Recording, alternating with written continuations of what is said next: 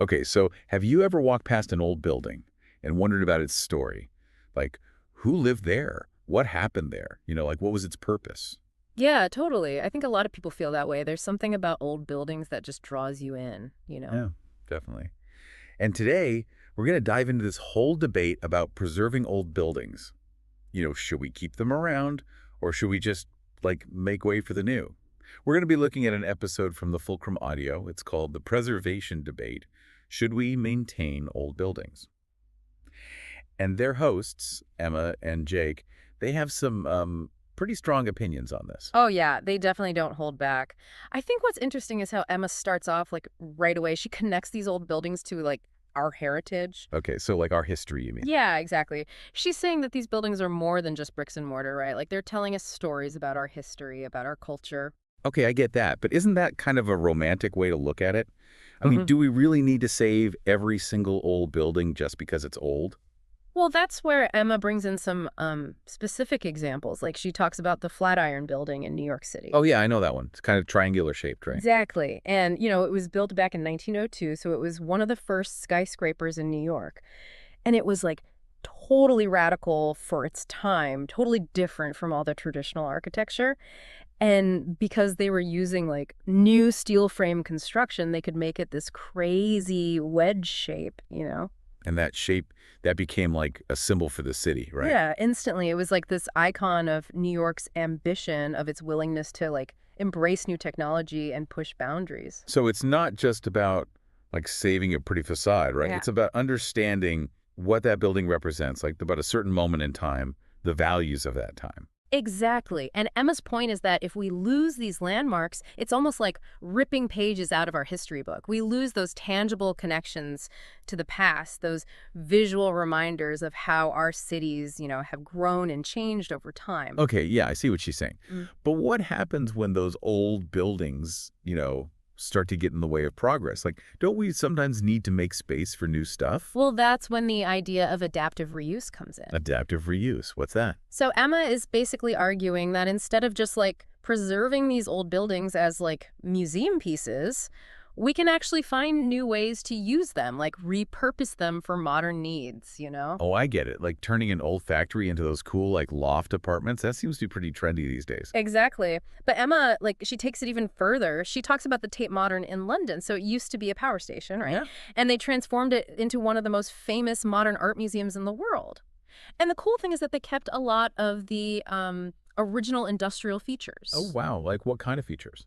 Like, they kept the massive turbine hall, all that exposed brickwork, stuff like that. They found ways to make it part of the new design, you So know? it's not just a matter of like slapping on some new paint, Yeah. right? It's about like blending the old with the new and making it both functional and, still visually interesting. Exactly. But it probably gets pretty expensive, right? I mean, can every old building be turned into like the Tate Modern? Yeah, that's a good point.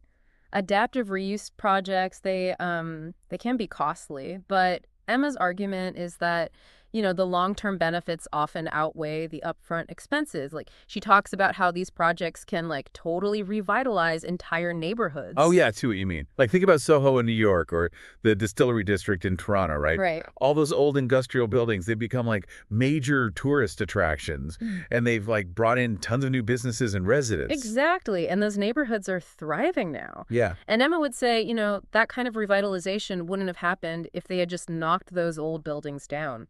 Okay, so maybe it's not always about choosing between progress and preservation. Yeah. Right. Maybe it's about figuring out how to make them like work together. But, I'm still kind of stuck on the whole like environmental impact of all this. Like, aren't old buildings like really bad for the environment? That's where Jake comes in. Like, he really pushes back on that. He talks about how much energy and resources go into, like, demolishing buildings and building new ones. Like, think about all the materials and the transportation and all that. And what about all the waste from demolishing a building? It feels like, we're always tearing down perfectly good structures just to build something like slightly newer in its place. Yeah, it's something to think about. And Jake, he brings up this idea of embodied Like energy. bodied energy. Yeah, so basically it's like all the energy that went into making a building in the first place, like extracting the raw materials, manufacturing them, transporting them, all that. Oh, I see. And his point is that, like, when you demolish a building, you're basically throwing away all that embodied energy. Wow. That really makes you think twice about tearing stuff down just because it looks like a little outdated, you know? Right. And Emma, she emphasizes that we actually have the technology to make those old buildings much more energy efficient. Oh, really? Like what kind of technology? Well, things like better insulation, energy efficient windows, even things like geothermal heating and cooling systems. Okay. But doesn't that kind of feel like, just putting a Band-Aid on a bigger problem? I mean, can you really make a building that's like 100 years old truly sustainable? Well, Emma would say in a lot of cases, yes. And she points to, all this research that's been done showing that it can actually be more sustainable to retrofit an existing building than to build a new one, even if you're using the latest, like, green building technology. Okay, that's interesting. So maybe preserving old buildings doesn't have to like clash with our environmental goals. Yeah. Maybe it can actually be part of like a more sustainable way of building our cities. Yeah. You know? Exactly. And that leads us to like the last part of Emma's argument, which is about community. She really believes that old buildings, they give character to a neighborhood. They make it feel like a real community. Okay, but isn't that kind of just nostalgia talking? I mean, cities are always changing, right? Yeah. Shouldn't we just embrace that evolution? Well, Emma would say that, it's not about clinging to the past. It's about recognizing that these old buildings often serve as like anchors for communities.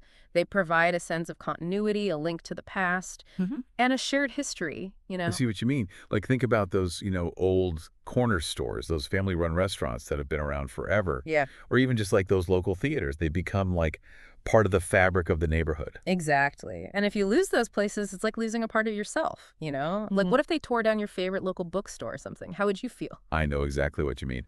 I remember when they tore down the old Carnegie Library in my hometown. Yeah. Yeah, and it was like this beautiful building, and, it had been there for like decades, a real community hub. And when they tore it down, it just felt like, I don't know, a real loss. Not just architecturally, but like emotionally, Right, like something was missing. Yeah. I think part of the community's identity just like went with it. Yeah. And that sense of loss, that's something Emma really emphasizes. She's saying that when you demolish these familiar landmarks, you're not just changing like the physical landscape, You're messing with the like social and emotional connections that people have to those places. Okay, I'm starting to see her point. So it's not just about the bricks and mortar. It's about like all the intangible stuff that goes with it, Yeah. The memories, the history, the community identity. But at some point, don't those sentimental arguments have to like give way to practical concerns? I mean, think about the cost of, restoring and maintaining these old buildings. Yeah. It must be a fortune. Yeah, that's something that Jake brings up for sure. But Emma has some counter arguments, like she talks about how preserving historic districts can actually be like really good for the local economy. Oh, really? How so? Well, she talks about places like Charleston, South Carolina, or Savannah, Georgia, those cities with the beautiful like historic districts. Tourism is a huge part of their economies. People come from all over the world just to see those buildings, to experience that history. Yeah, those cities are like living museums. Yeah. Right? And it's true. People love that old world charm. Yeah. And Emma's point is that investing in preservation, it can actually be a smart move in the long run. It can bring in new residents, new businesses, it can increase property values, and it just creates this unique sense of place that, really sets a city apart. Okay, so maybe it's not an either situation. Maybe we can find ways to make preservation work alongside economic development. Right. And that's really the core of the debate, It's about recognizing that our cities, they're not just blank slates. They have layers, and each layer tells a story. And maybe it's our job to like pay attention to those stories, to learn from them, and to find ways to bring them into the future we're building. Exactly. But how do we decide which buildings to save and which ones to let go? It seems like a really tough question. It is. And that's what we're going to get into as we continue this deep dive. So we've talked about like the good things about keeping old buildings around. Yeah. Right? But obviously, we can't save every single one. So how do we decide which ones are worth saving? Like, what's the criteria? Yeah, that's the tricky part. And it's where things can get, like, kind of controversial. In the podcast, Jake, he brings up this example of the Pan Am World Port Terminal at JFK Airport. Oh, yeah. I remember hearing about that. Wasn't it like a really famous building? Totally. It was this, like, iconic mid-century modern structure designed by Eero Saarinen. And for a while, it was a symbol of, like, the jet age and all this glamour. But they ended up demolishing it in 2013, even though a lot of people fought really hard to save it. Wait, seriously, why would they tear down something like that? It sounds pretty amazing. Well, there were protests and petitions and everything, but in the end, it just wasn't practical to keep it around. The terminal, it just wasn't functional anymore. Yeah. Like, it couldn't handle modern airplanes or the huge number of passengers that go through JFK now. So sometimes, like, practicality wins out over historical significance. Yeah, I guess so. It's kind of sad, but I get it. Like, they probably would have had to spend a fortune just to make it usable again. Yeah, that makes sense.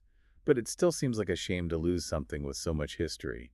So how do we, like, draw that line? Who gets to decide which buildings get a second chance and which ones get the wrecking ball? Right. Well, in the podcast, Jake, he's all about a more pragmatic approach, Like, he thinks we should focus on saving the buildings that are, like, structurally sound, that could be adapted for new uses, and that, would actually contribute something to the local economy. Okay, that makes sense. But wouldn't that, like, favor the buildings that are already in, like, wealthier areas? What about those hidden gems in neighborhoods that, aren't doing so well?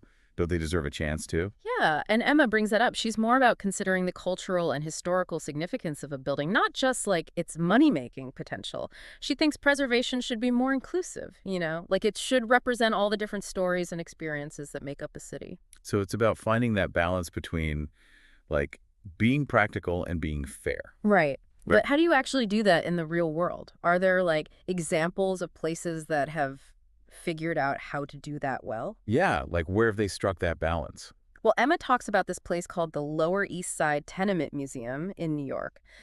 It's not like a grand fancy building or anything. It's just a basic tenement building that housed immigrant families for generations. Oh, yeah, I think I've heard of that. It's a museum now, right? Exactly. And it's special because it tells the stories of everyday people who lived and worked in that neighborhood, back when the city was growing really fast and tons of immigrants were coming in. It's like a glimpse into a part of history that, we don't always hear about. So it's a reminder that preservation isn't just about saving those, like, postcard-worthy landmarks. It's also about respecting those everyday spaces that shape our communities. Exactly. The Tenement Museum, it's like challenging our ideas about what's considered historically important. It's saying that history isn't just about famous people and big events. It's also about the lives of ordinary people and the places where they lived and worked. It's like every building has a story to tell if you just, like, know how to listen. Mm-hmm. But how do we, like, find those stories before it's too late? How do we protect those hidden gems before they get torn down? Well, I think it starts with changing how we look at old buildings, Instead of just seeing them as, like, potential development sites, we need to start thinking of them as, like, time capsules, like little pieces of the past that can teach us something about who we are. Yeah, like, we need to learn how to, like, read the stories that are hidden in the walls and the floors and, even the bricks. Exactly. And when communities start to understand those stories, it gives them the power to fight for those places that are important to them, even if they're not, like, officially designated as historic landmarks or anything. So it's about giving people a voice in how their neighborhoods are shaped, But how does that work in practice? Like, how do you balance that community input with the expertise of, architects and historians and all those people? Well, Jake makes the point that, like, good preservation needs to be a collaboration. It's about experts and the community working together. Like, the experts need to listen to what the community wants, understand their concerns, and then find ways to, incorporate those perspectives into their plans.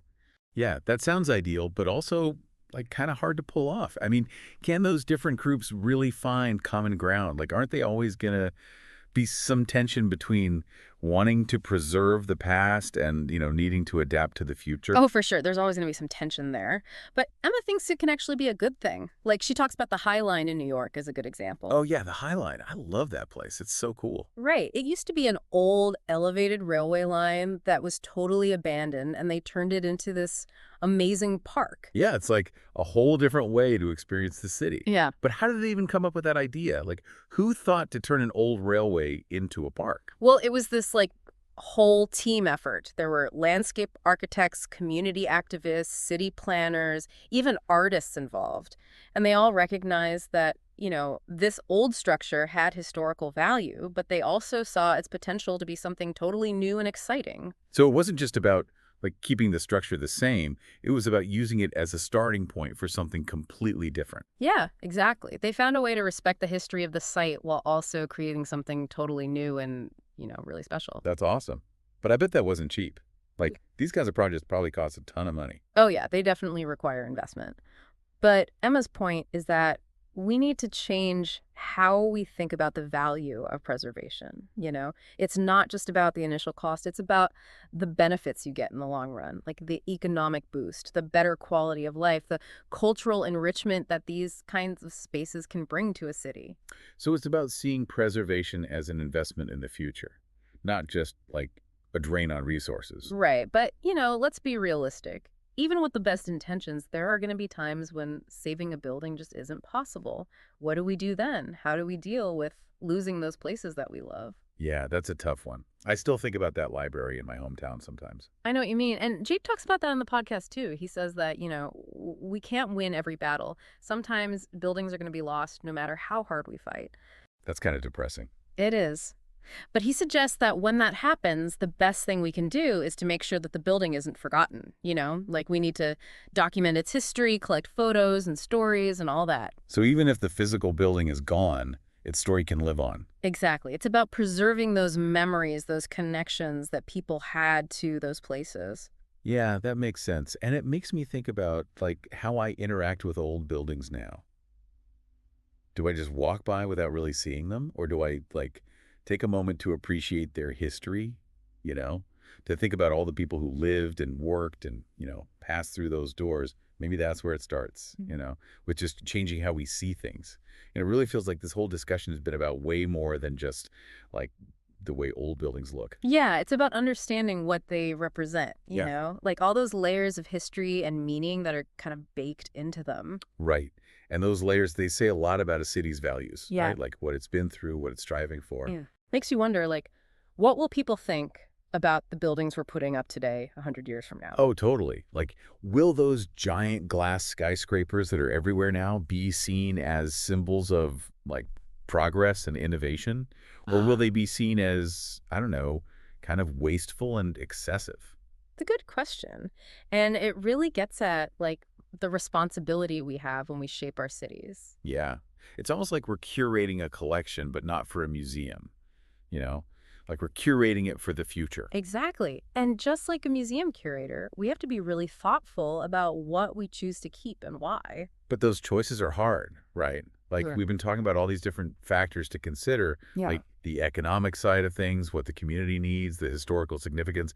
It can get really complicated. Yeah. And sometimes those different priorities, they like clash, And Yeah. that's when you get those situations where a building that people love ends up getting demolished to make way for something new. Like that old library in my hometown. I mean, I know we've talked about it already, but it still kind of bugs me that it's gone. I get it. I think it shows how deeply people can feel connected to these places, But even when those losses happen, maybe there's a way to, salvage something. Well, Jake talks about the importance of documentation, like making sure that even if the building itself is gone, we still have a record of it. Oh, okay. Like taking photos and stuff before they tear it down. Yeah, exactly. But also, like, recording people's stories and memories about the building, collecting old documents, that kind of thing. So it's like, even though the physical structure is gone, the history lives on. Right. And those stories and memories, they can help future generations understand, what life was like in the past and, I don't know, maybe learn from the choices that were made. Like passing on a legacy, making sure that all those stories and experiences don't disappear completely. Right. And I think it all comes back to that idea that preservation isn't just about the bricks and mortar, It's about the connections people have to these places, the memories they hold. And those connections, they can be pretty powerful. Even in a city that's constantly changing, those ties to the past can be really strong. It makes me think about that last question they ask in the podcast. The one about, like, what criteria we would use to decide which buildings get saved. Yeah. It's a question that's worth thinking about, even though there probably isn't one right answer. Because, I mean, ultimately, how we answer that question is going to shape the kind of city we live in, and the legacy that we leave for the people who come after us. So the next time you're walking around your city, just like take a look around, really see the buildings that are around you. Think about their history, the stories they hold, what they could become. And ask yourself, like, what role do you want to play in shaping the future of your city? Because it really does matter, not just for us, but for the generations to come. That's a great note to end on. So thanks for joining me for this deep dive. I hope you learned something new, and maybe, just maybe, you'll see those old buildings around you in a whole new light.